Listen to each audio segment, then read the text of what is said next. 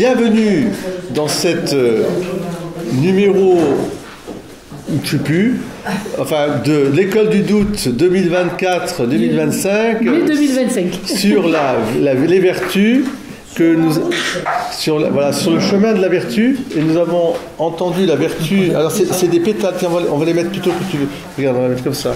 C'est beau ça? Voilà, c'est pour la caméra. Voilà. Là, voilà. En plus, on va parler de la charité aujourd'hui, et quelle fleur nous parle de la charité et de l'amour plus que la rose. Les roses. Nous avons vu que la vertu crée une habitude, une disposition, on va dire, à faire le bien. La vertu, c'est ça. C'est une disposition morale à faire le bien. Nous avons des vertus qui sont des vertus dites morales, parce qu'elles touchent à notre agir humain, et ce sont des vertus qui sont pleinement accordées à l'être humain. Mais pour devenir vertu, des dispositions, elles ont besoin d'être, je dirais, mises en acte régulièrement. On appelle ça des vertus acquises. Parce qu'à un enfant, quand tu l'éduques, eh bien, tu vas lui montrer que c'est bien, par exemple, je ne sais pas, pour la vertu de courage, mais il faut vaincre ses peurs. Il y aura la vertu aussi de force, la vertu aussi de tempérance, de savoir partager avec les autres, voilà. Ce sont des vertus, je dirais, acquises. Et toute la vie, on a besoin de répéter des bonnes œuvres, des bonnes actions. On appelle ça aussi les bonnes œuvres, faire des bonnes œuvres, un bon agir. La finalité des vertus, c'est toujours l'amour. C'est toujours l'amour. C'est pour être... D'ailleurs, la finalité, je dirais, immédiate, quand on l'a dit tout à l'heure, quand nous agissons bien, nous sommes heureux. Il y a un fruit de la vertu qui vient tout de suite en nous, c'est la joie, parce qu'il y a quelque chose qui contente. Et puis on a vu qu'il y avait des vertus dites, non pas acquises, mais infuses. Infuses parce qu'elles nous sont données gracieusement par Dieu lui-même, parce que ce sont des vertus qui touchent à ce qu'est Dieu lui-même, dans son être, dans son cœur profond, et je dirais dans sa dynamique aussi profonde. Les vertus théologales, dites théologales, de foi, d'espérance et de charité. C'est comme si je disais, je suis le chemin, la vérité et la vie. Vous voyez ? Le chemin, il y a quelque chose de dynamique, c'est l'espérance. La vérité, c'est la foi. La foi au sens de la vérité d'une personne qui se dévoile à nous, et une trinité de personnes. Et l'espérance qui est de le voir, d'aller vers la terre promise, le paradis. Et la charité étant le combustible. Je suis le chemin, la vérité, la vie. Si je n'ai pas d'amour en moi, je ne vis pas. Je suis fait pour l'amour. Je ne peux vivre que de l'amour. Et ce n'est pas possible autrement. Ce sont des vertus dites théologales parce qu'elles ont pour objet et pour fin Dieu. À travers l'exercice aussi, on doit exercer, mais elles nous sont d'abord données. Et à nous de les pratiquer. La vertu de foi et d'espérance sont des vertus que nous avons étudiées la dernière fois. Et aujourd'hui, on voit la dernière vertu théologale dite de charité. Et comme je vous disais aussi pendant le repas, c'est Saint Paul, je pense. Non, c'est Saint Jean. Saint Jean qui nous dit que la foi et l'espérance et la charité sont les vertus, je dirais, des vertus qui animent notre vie, mais que dans le ciel, une seule restera, la charité.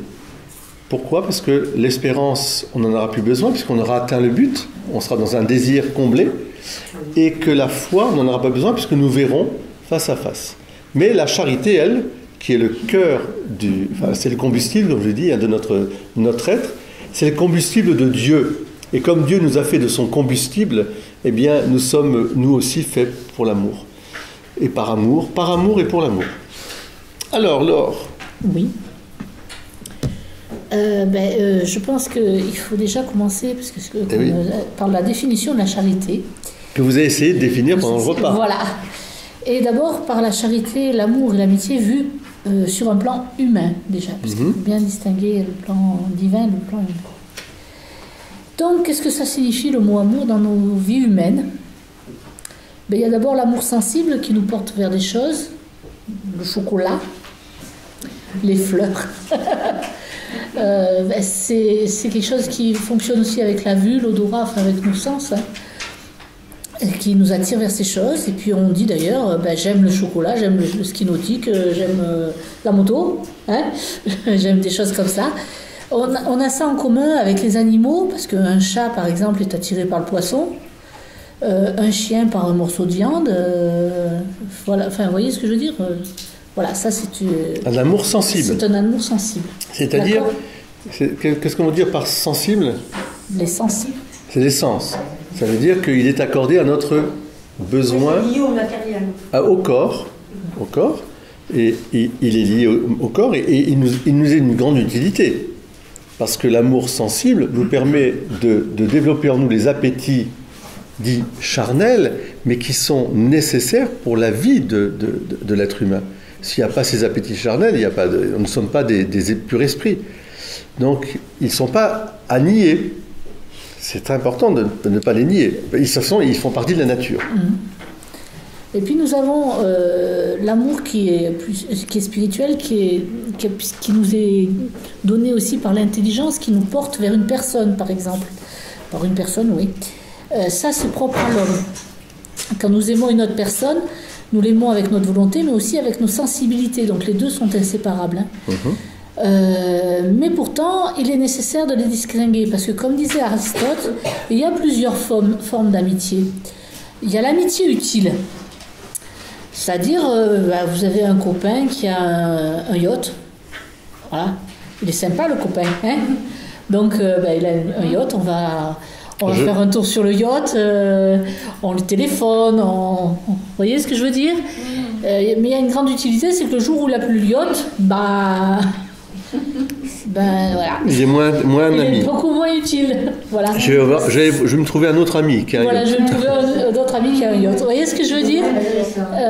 Donc il y a des fois cette dimension d'utilité dans nos amitiés qui est quand même un petit problème. Voilà. Certains mariages sont basés là-dessus d'ailleurs. Hein. Il ne faut pas l'oublier que certains sont basés sur l'argent que possède la famille à côté, ou etc. Vous voyez?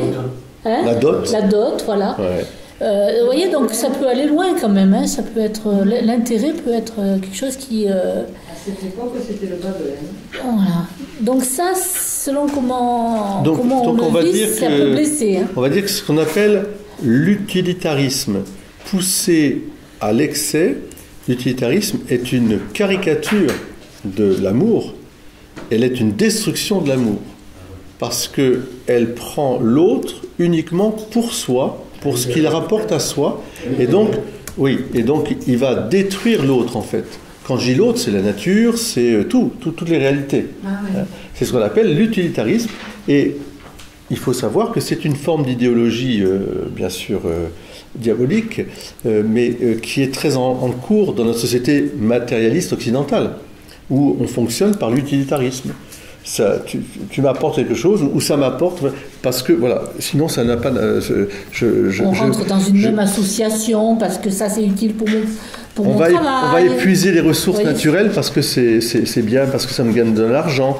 Peu importe si je laisse la nature en complètement détruite, etc. C'est uniquement de l'utilitarisme, c'est-à-dire c'est l'aimer pour soi, pas pour l'autre. Voilà. Ce qui est déjà, je dirais, autre chose que d'aimer normalement, naturellement, le chocolat. Ou d'aimer, parce que ça c'est naturel, il n'y a pas à condamner ça. Mais par contre, ça, oui, c'est des mauvais mariages. Ça c'est une mauvaise amitié. L'amitié par utilité, quoi, c'est tout. Donc, de toute façon, ça se voit tout de suite. On le dit souvent, il suffit qu'il y ait un problème, et là, on s'aperçoit qui sont ses amis.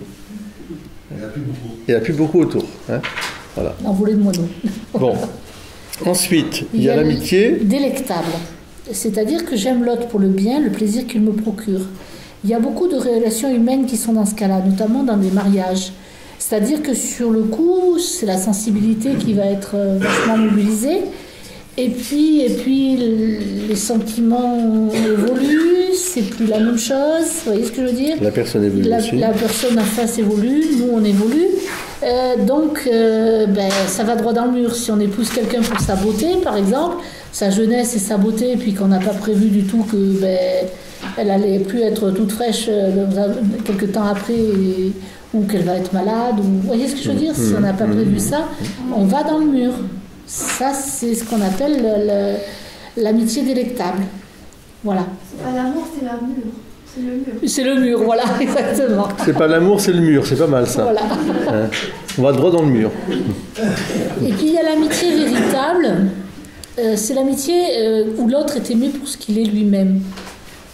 On n'attend pas qu'il soit autrement. On l'aime parce qu'il est là, comme ça, et tel qu'il est, on l'aime. Bien sûr, il faut quand même espérer une réciprocité. Parce que s'il n'y a pas de réciprocité, on ne peut pas dire c'est à sens unique, ça va pas être une véritable amitié. Voilà. Parce que, voilà. Mais on ne peut pas imposer cette amitié à quelqu'un. Ah non. Voilà. Hein, Je comprends pas, tu parles du couple, hein, parce que tu as oui, c'est humain, là. Tu parles d'amitié. Amitié, amour, oui, parce que... oui, oui. Alors, je me trompe pas. Oui, Parce oui. que moi, je disais que souvent, je disais aux personnes, quand on est en couple, c'est la plus grande histoire d'amitié qu'on a ensemble. Aussi, oui. Voilà. C'est vrai. Ah oui, normalement, oui. Normalement. Mais je crois que ce qui est au cœur, là, toujours de ça, c'est comme pour l'utilitarisme. Oui. C'est l'amour pour l'autre ou l'amour pour soi. L'amour pour l'autre, pour De se dire, l'autre. il faut s'oublier d'abord. Mais justement, c'est-à-dire l'amour de l'autre pour l'autre, et ce qui est très beau dans le vrai amour et la vraie amitié, La vraie amitié. c'est que, en fait, il rend beau la personne, quel que soit son âge, sa culture, sa différence, sa maladie, etc. Il est toujours beau pour l'autre qu'il aime. Parce qu'il la voit que comme l'amour, en fait, que comme un lien d'amour. Donc, c'est ça le vrai amour, en fait, on le voit bien. Alors, si, je reprends, si l'amour de sensibilité est naturel, il ne faut pas le nier. C'est très important. Par contre, là, les autres, là, on a vu, ceux-là, il faut les empêcher, parce que ça, c'est la société utilitariste, la société, je dirais, je fais ce que je veux quand je veux et je me sers, et puis voilà. C'est pas la société de service, mais c'est la société où je me sers. Hein, où, effectivement, où l'amour, c'est le mur. Hein, droit dans le mur. D'accord ? Donc ça, il faut vraiment lutter contre ça, parce que c'est une vision déformante de l'amour et qui est malheureusement très liée à une conception très matérialiste, finalement, de la personne humaine. Ouais. L'autre est un objet, puis moi, je suis qu'un objet. Enfin, j'ai qu'à satisfaire mes besoins, puis c'est tout. L'autre, finalement, il n'est qu'un objet pour moi. Il n'est qu'un objet. C'est pas une personne. C'est pas que ce soit un chien, une nourriture. C'est que pour moi. Le reste, c'est même pas une chose. Non. Oui, c'est même pas une chose. C'est au fond un esclave, quelque chose de l'ordre d'esclavage. Donc quand il y a une véritable amitié, oui, pardon. Sur cette dernière façon de voir qu'il faut la réciprocité. Oui. J'ai de la difficulté avec ça. Parce que l'amitié, pour moi, même si l'autre ne me répond pas, j'ai l'amitié quand même. Oui, mais Éloi, ça veut dire qu'au départ, il y a une réciprocité. Parce que si tu dis que tu es ami avec quelqu'un, mais que lui, il n'est pas ami avec toi, je veux dire, ça n'a pas de... Ça ne change pas mon idée. Alors, non, c'est-à-dire que, bon, dans l'amitié humaine, hein, on va dire, je comprends très bien là où tu veux nous emmener. Pour l'instant, on est au plan du ouais. J'ai bien compris où vous voulez nous emmener, et évidemment, là, on est à une hauteur qui va nous amener vers la charité vraie. Mais malgré tout, la réciprocité, parce qu'au fond, Dieu, s'il nous a créés libres, c'est parce qu'il veut que nous allions librement à lui. Lui nous aime inconditionnellement, mais il n'est pas heureux en soi. Dieu est triste de voir que malgré cet amour inconditionnel, certains, pour l'instant, j'espère, ne répondent pas à cet amour. Donc il n'y a pas la réciprocité, ça n'empêche pas que Dieu, lui, garde son amour indéfectible. Mais dans les relations humaines, par exemple, si je me rappelle un cas d'un jeune homme qui était follement amoureux, mais toujours amoureux. Mais à chaque fois, il me disait, c'est la bonne. Il me disait comme ça, c'est la bonne. J'ai trouvé, je suis amoureux, je suis amoureux. Puis moi, je l'écoutais, puis à un moment, je lui dis, bon, écoute, un tel, c'est beau, oh, c'est beau de t'entendre, tu es amoureux. Est-ce qu'elle est amoureuse de toi? Je sais pas encore, je lui ai pas demandé. Mais je suis sûr que ça va. Alors j'ai dit non, écoute, là tu vas trop vite, que tu sois bon, c'est normal que tu aies un coup de sublime, elle est sublime. Oui, d'accord, ok. Mais ça suffit pas. Et d'ailleurs, à chaque fois, et c'est le jour où il pensait plus à ça qu'il a rencontré la femme de sa vie, en fait. Parce qu'il était, en fait, il se projetait en fait sur cette, et même c'était très gênant pour la personne, parce qu'il arrivait, avec des yeux, et l'autre. Donc voilà.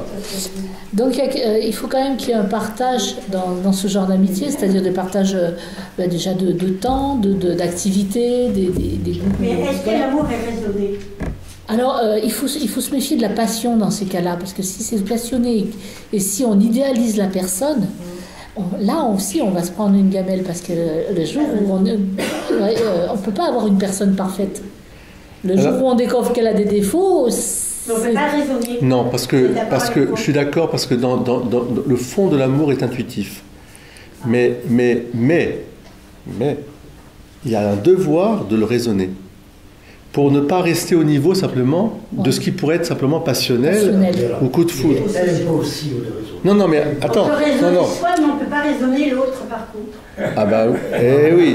Non, quand je prépare au mariage des gens, au moment où ils me disent, voilà, on se présente tous les deux, l'intuition qu'ils ont, elle est primordiale, qu'ils sont faits l'un pour l'autre.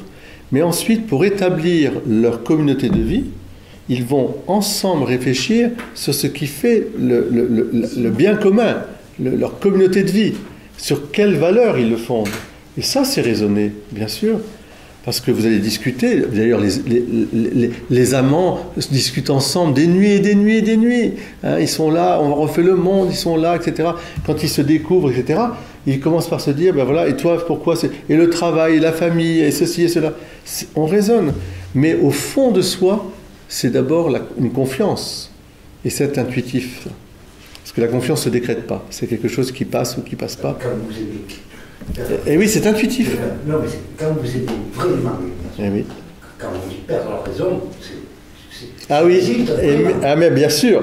Oui, mais à aucun moment. Moi, je suis quelqu'un de très réfléchi. J'analyse tout, et pendant 5 ans, pour moi, c'est tout est déraisonnable. Oui. Mais oui, mais c'est pour ça qu'on dit, tu as une autre expression qui dit l'amour rend aveugle, l'amour et le mariage vous ouvre les yeux. C'est pour ça qu'il faut amener de la raison, bien sûr, mais et parfois. Il est d'accord que l'amour humain est souffrance. Ah bah, ça c'est autre chose, on va le voir, mais c'est très vrai. Moi j'ai un cas là, en particulier d'une personne, elle est follement amoureuse d'une personne qui en fait, est à mon avis gravement dangereuse, mais elle est tellement persuadée de son amour que on peut lui dire ce qu'on veut, que ce soit ses parents, que ce soit le presse, etc. Elle n'écoute plus. Et dans ce sens-là, elle perd la raison, alors qu'il y a tous les faits qu'on peut lui montrer. C'est pas possible. Ça bug. Ce qui veut dire d'ailleurs qu'à un moment, on ne peut rien dire d'autre. Hein, qu'est-ce qu'on peut pas faire. Alors, oui. Vous êtes en train d'expliquer une chose que moi, en définitive, je n'arrive pas à projeter ce que j'ai envie de dire. Voilà. Donc vous partez sur un chemin où, que pour moi, c'est le problème, c'est que je n'arrive pas. Un sentiment, il est difficile de l'exprimer à lui. Oui. Voilà. Et donner un vrai mot ou un vrai sens. Et c'est pour ça que, moi, dans ce que vous dites, moi, je ne me retrouve pas. Quand vous dites, ouais, il faut être raisonné, tout ça. Moi, je suis quelqu'un de raisonné, je suis toujours en train de réfléchir. Et quand vous aimez une personne, pour moi, quand vous l'aimez, vous faites don de votre personne. Oui, mais est-ce qu'elle t'aime ? Mais on le croit. Ah, voilà. Non, mais la personne, elle peut plaindre. Eh ouais. Oh là. Mais oui. Mais oui, il a raison, Marco, mais c'est vrai. Elle peut plaindre. Moi, j'ai entendu des trucs. Eh ben oui. Qu'est-ce que je ferais sans toi qui est l'homme de ma vie. Et j'ai entendu des trucs. Pas possible. Je dis, oh, calme-toi. Moi, je dis, non. Je ne suis pas indispensable. Eh oui. Tu pourras refaire ta vie. Oui. Donc, je restais raisonnable. Et moi, pour moi, je faisais donc, je croyais que cette personne elle fait exactement pareil. Oui. Le jour où je lui ai parlé, elle s'est dit, mais comment tu peux dire que tu m'aimes? Oui.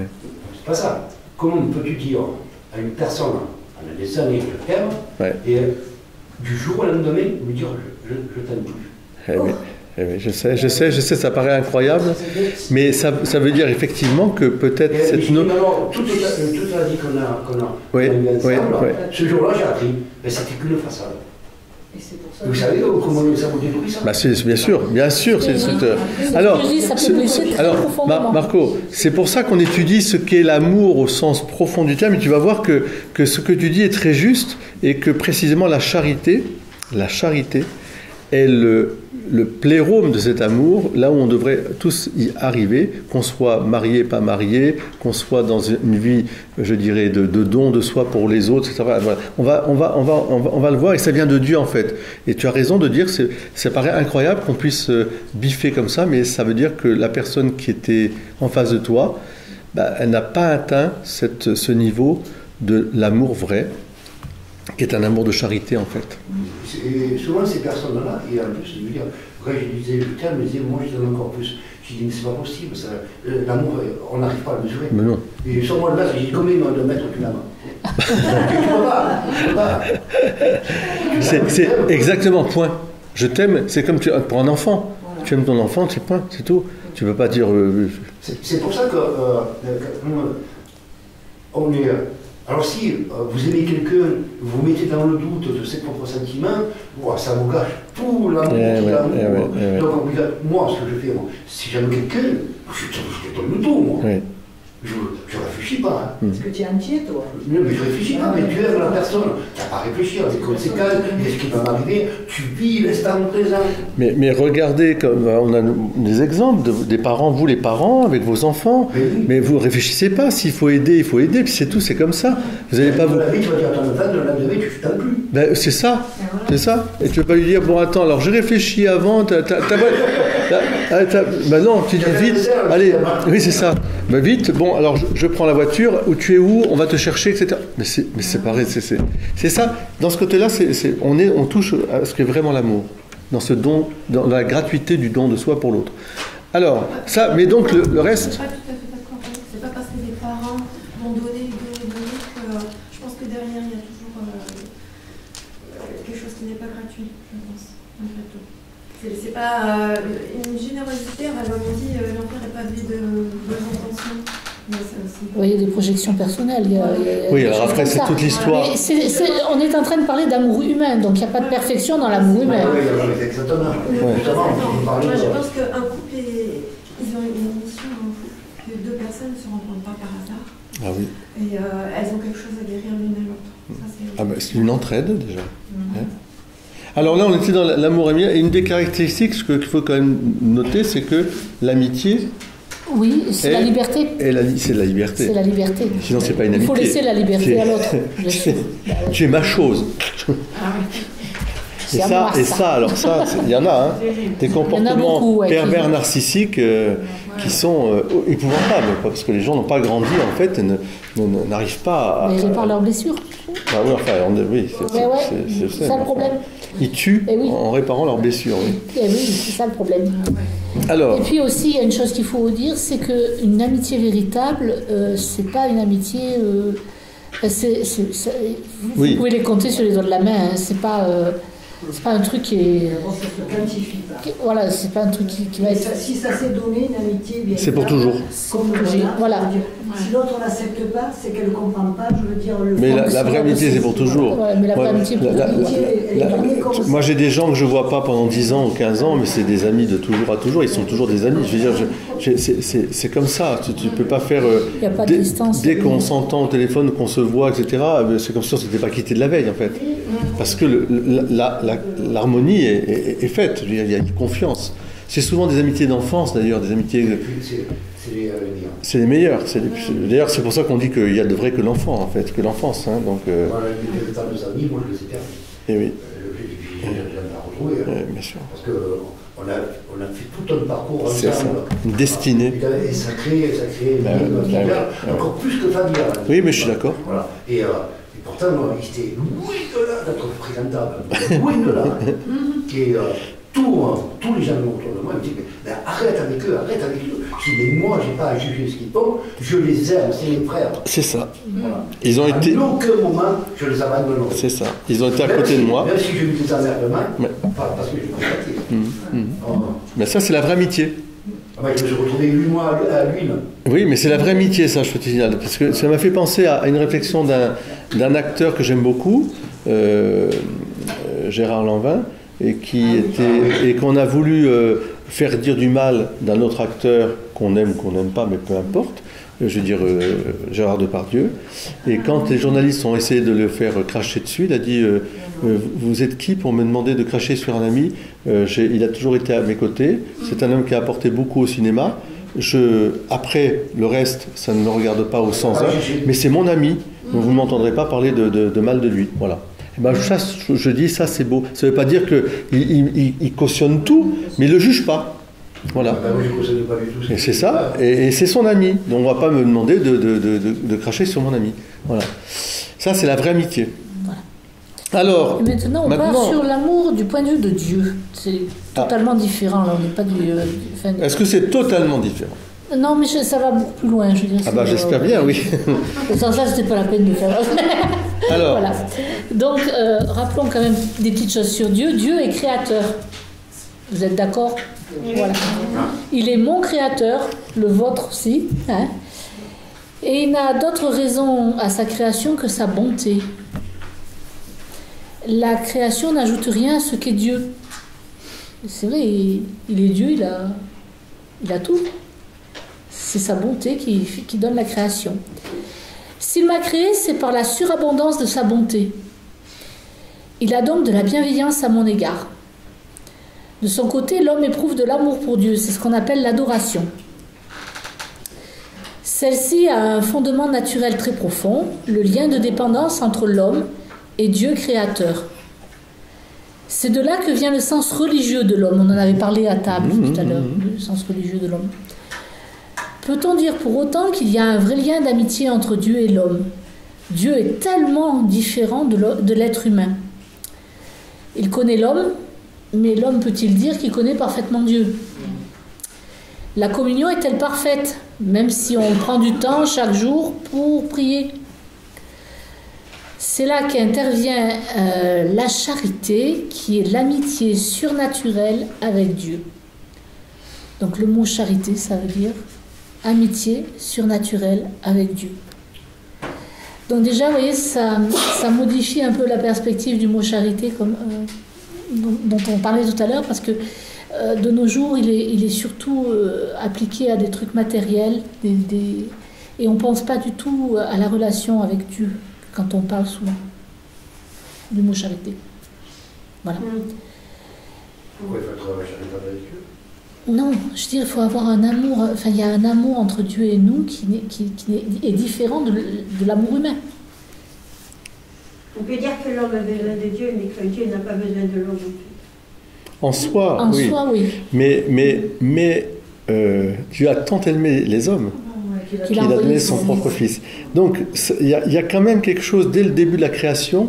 Ouais. Parce que, en fait, c'est pour ça que au sermon ce dimanche, j'ai tenu à vous dire quelque chose qui me semble vraiment important. C'est que si vous voulez comprendre l'Évangile, il faut toujours le ramener au récit de la Genèse. Ce n'est pas possible de comprendre l'Évangile sans... parce que sinon, on a l'impression que tiens, Dieu, tu l'as décidé de venir un jour, là, tac, puis il arrive. Non, c'est dès le commencement. Quand Dieu a créé l'homme et la femme, et la création, il s'est engagé dans l'amour. Exactement comme des parents qui ont engendré des enfants, ils se sont engagés pour toujours. C'était dès le commencement, en fait. Et lui, c'est ça, c'est qu'il est engagé avec nous. On le voit dans le récit de la Genèse, il aimait à se promener le soir avec Adam et Ève et à parler avec eux. Et c'était des amis, c'était des enfants, Adam et Ève. Comment est-ce possible qu'ils les aient créés comme ça dans l'amour parfait, on veut dire, et qu'ils étaient amenés à chuter. Eh bien parce que... À manquer de confiance en Dieu. Non, pas manquer de confiance en Dieu, mais ils ont été trompés. Mais comment comprendre ça? Ils ont été trompés. C'est-à-dire que dans le récit de la Genèse, donc on voit bien qu'ils ne voient pas Dieu, mais ils sont dans un état d'amitié avec Dieu. Ils comprennent très bien qui est Dieu, qui a fait tout ça. Ils ne le voient pas face à face, sinon ils seraient déjà dans le paradis. Et simplement, Dieu leur dit, il ne faudra pas toucher à cet arbre-là. Bon, c'est le récit imagé, bien sûr, mais ça veut dire quelque chose. Il y a quelque chose de l'ordre de l'obéissance. Oui, l'arbre de la connaissance. Ah oui, mais alors Dieu ne voulait pas que l'homme et la femme aient la connaissance? Du bien et du mal. Ah ouais, mais alors comment Non, alors, oui, mais dans l'arbre de la connaissance, c'est, je dirais, l'appropriation au fond, de ce que, d'ailleurs, c'est ce que dit le diable. Il leur dit, mais non, mais c'est parce que Dieu, il a peur que vous deveniez comme lui, que vous connaissiez le bien et le mal, alors que Dieu ne connaît pas le mal au sens connaître, au sens biblique, ça veut dire le réaliser. Hein. Donc, oui. Et donc, eux, il y a un petit orgueil, si vous voulez. Ils sont piqués par cet orgueil. Ah, vous deviendrez comme des dieux, comme Dieu, en fait. Donc, évidemment, c'est une explication, c'est un récit imagé, donc c'est un peu compliqué de comprendre comment ça s'est passé. Et encore pire, c'est pour les anges, comment ils ont pu se prendre les pieds dans le tapis, les diables. Mais en fait, on voit que c'est l'orgueil. C'est l'orgueil. Donc le serpent, il est là, mais non, il a peur. Alors, c'est amusant parce qu'il leur dit que Dieu va avoir peur. En fait, c'est Adam et Ève qui vont avoir peur après. Hein. Ils vont se cacher. Ils vont se cacher, pourquoi? Parce que quand ils mangent de ce fruit défendu, ils rompt quelque part la confiance de l'amitié. Parce que si Dieu est Dieu et qui n'est qu'amour, dans ce récit imagé qui est, qui est négatif, vous ne mangerez pas. Mais si tu as quelqu'un qui t'aime, dans ce négatif, c'est que de l'amour. C'est pas un interdit pour protéger quelque chose à soi. C'est un peu comme si tu disais à ton enfant... oui, touche pas le feu, ou alors l'amour aura. Enfin, je prends l'exemple de parce qu'on a mis ça pour les souris. C'est mort, voilà. Donc, tu ne toucheras pas à ça. Et d'ailleurs, maintenant, il y a des publicités, on vous met les produits, il faut les mettre là-haut, etc. C'est vrai que c'est dangereux. Et donc, c'est pas parce qu'il a peur de perdre quelque chose, c'est qu'il a peur que l'autre se fasse mal, en fait. Et il le laisse libre. C'est un choix. Et le serpent arrive en disant, mais non. Dieu a peur que vous deveniez comme lui.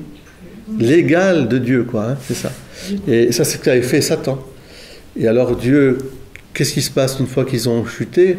Ils ne se comprennent plus en soi et ils ne comprennent plus l'autre. Parce que Adam et Ève vont s'accuser mutuellement, d'ailleurs. Hein, ils vont accuser même Dieu. Ouais, la femme que tu m'as donnée, voilà ce qu'elle a fait. Tu vois, c'est magnifique dans ce récit. Ouais, la femme que tu m'as donnée. Et ils vont se cacher. Mais j'ai eu peur parce que j'étais nu. Mais qu'est-ce que ça veut dire? Si il n'y a eu que la femme, et puis que Adam ait refusé de prendre la pomme, que Ève oui. Où est-ce qu'on en serait? Ah bah, la femme, elle serait enfermée à double tour, bien sûr, comme là où elle devrait être toujours. Non, pardon.